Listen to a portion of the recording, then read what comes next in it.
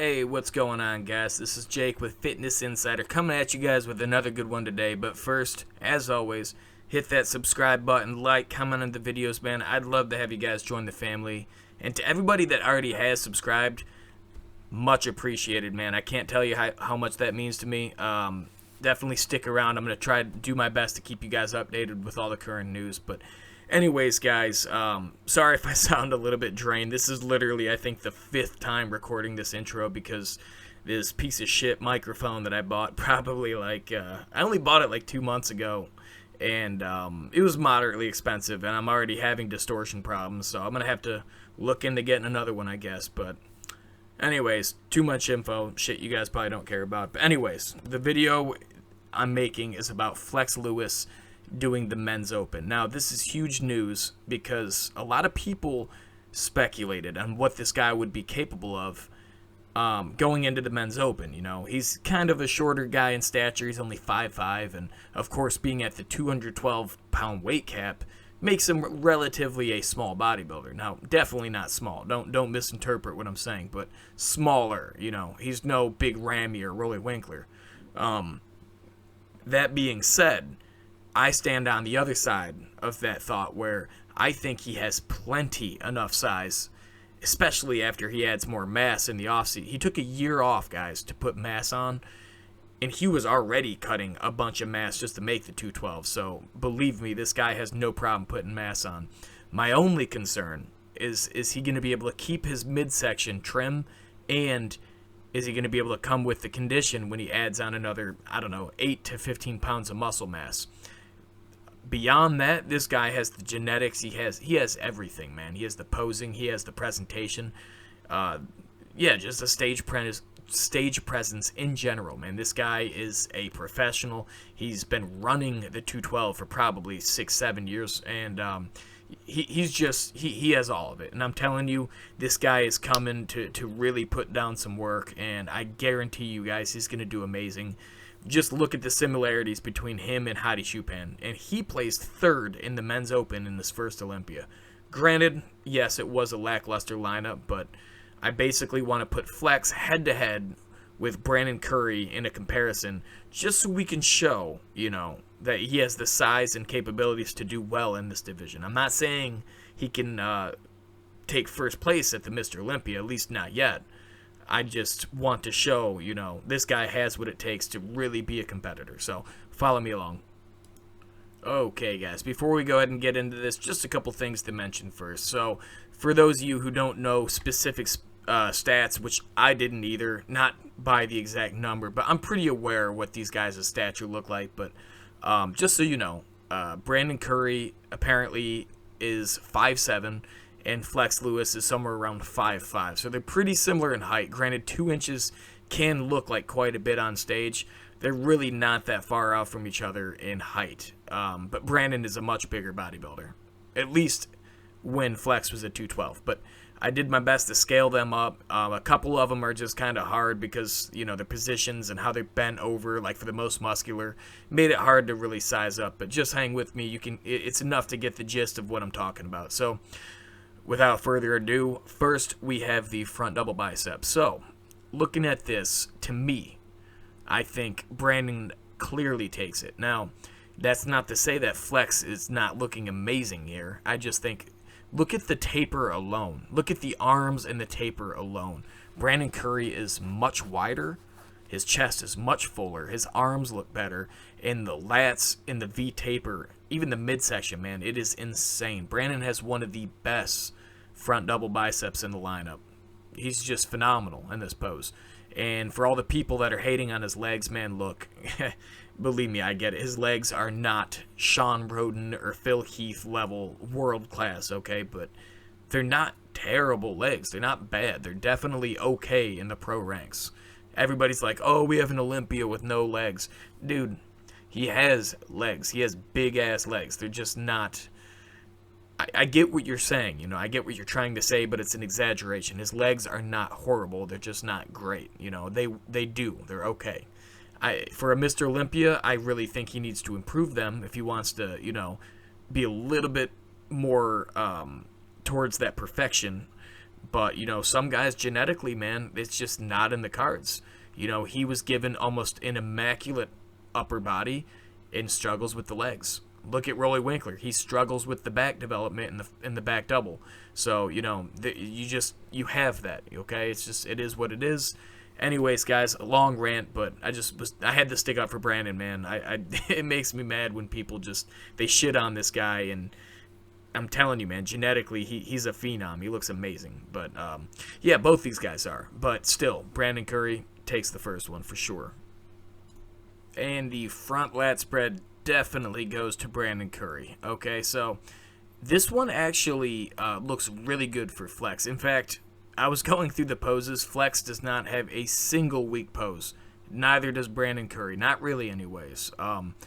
They both are. This is one of the reasons why these guys are dominating their own respective lineups. Is because it's not that they blow everybody else out of the water in every pose.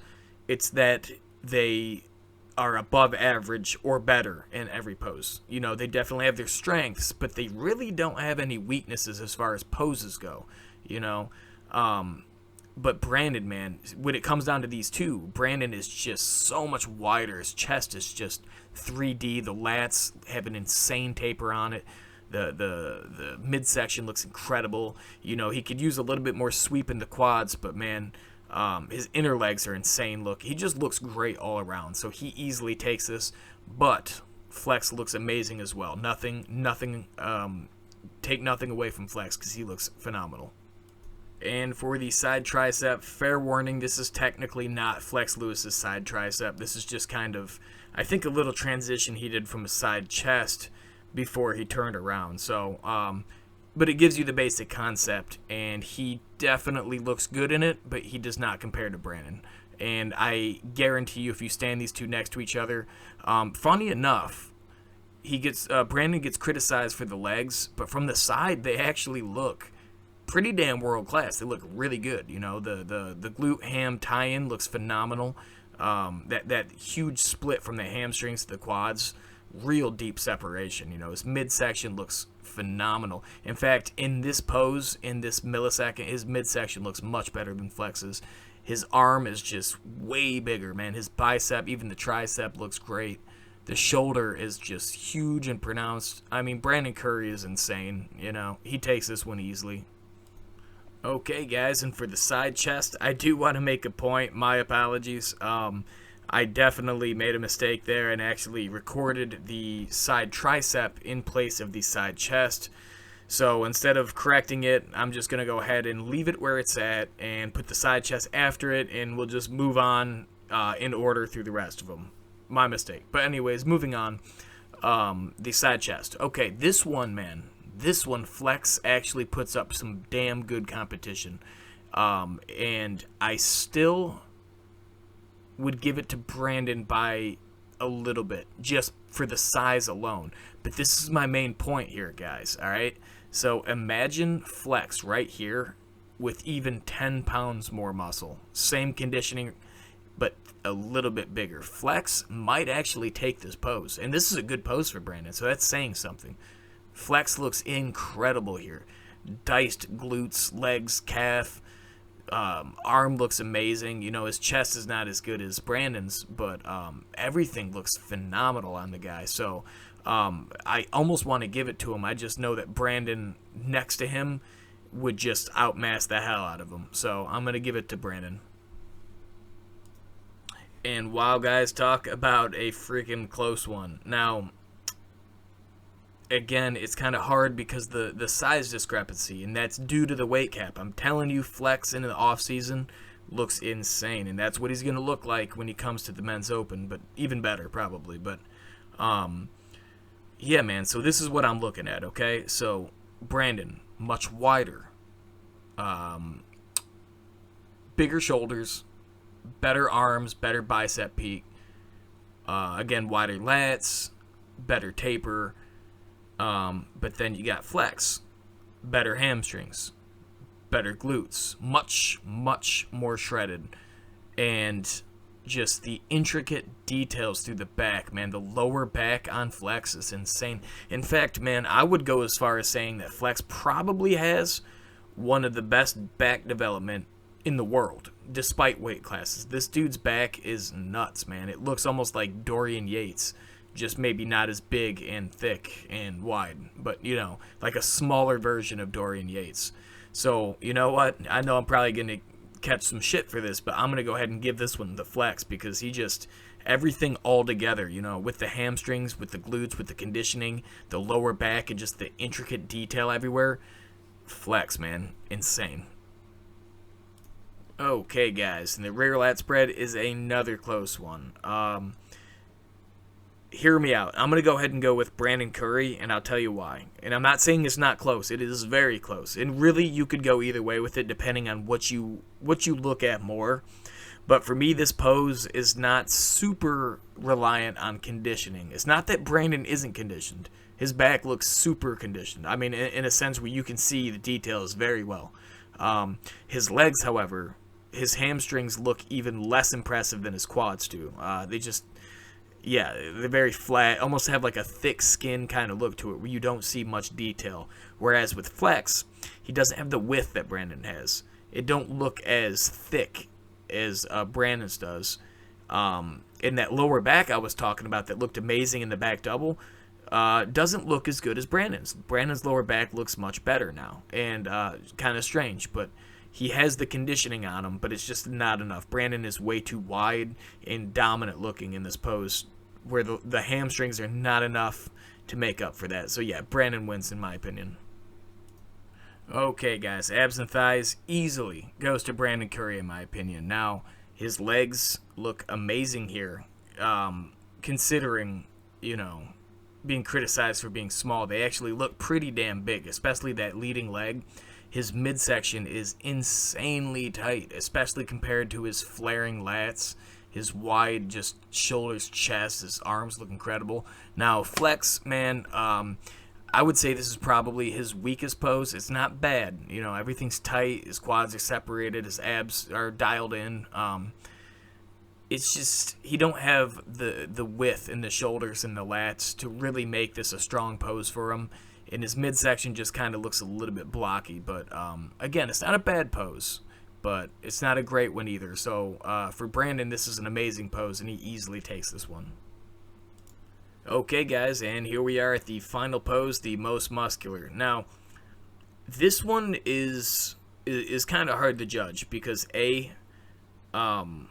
it's really one that you need to see people standing next to each other on because, while structure is important in every pose, it just really, the most muscular is super dependent on just raw mass and just dominant presence, you know, and Brandon's not necessarily a mass monster.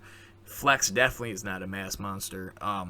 So they both are not crazy in size like a Rolly Winkler or something, but Brandon does have super, super good arms, a great chest, and great traps. So it does a lot to help him out in this pose, whereas Flex has super good structure if he hits the pose like this. It's almost like how Sean Roden got destroyed by Phil Heath in 2018 in the crab pose, in the crab most muscular. But when he did this hands-on hip variation thing against Phil, I think he actually you could make a case for him winning the most muscular based on his structure alone. Maybe not beating Phil, but it made him it pushed Phil much harder when he focused on the structure, which is what Flex is doing here, and it looks damn good. I still would go out on a limb and say that Brandon would take him here because Brandon's a big dude, you know. But again, this whole thing is contingent on these pictures right here. And when Flex comes in next year, or I'm sorry, at the end of this year, he's going to be a much different Flex. He's going to be bigger and hopefully have the same conditioning. So it's going to be a different ball game, man. So I know when I went through these comparisons, Brandon easily took this competition, as I imagined he would. But I just wanted to do this with Brandon because right now Brandon is the number one. And Flex lost the majority of the poses. But let's take into account a couple things. Flex is going to be bigger.